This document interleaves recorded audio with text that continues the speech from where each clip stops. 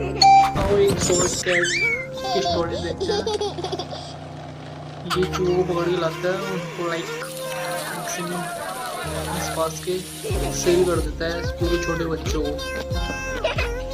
पैसे कमाता है बहुत सारा और अपने लिए गेम लेके आता है। सेल बच्चे उल्टी कर देते हैं, उनको प्रॉब्लम हो जाती है।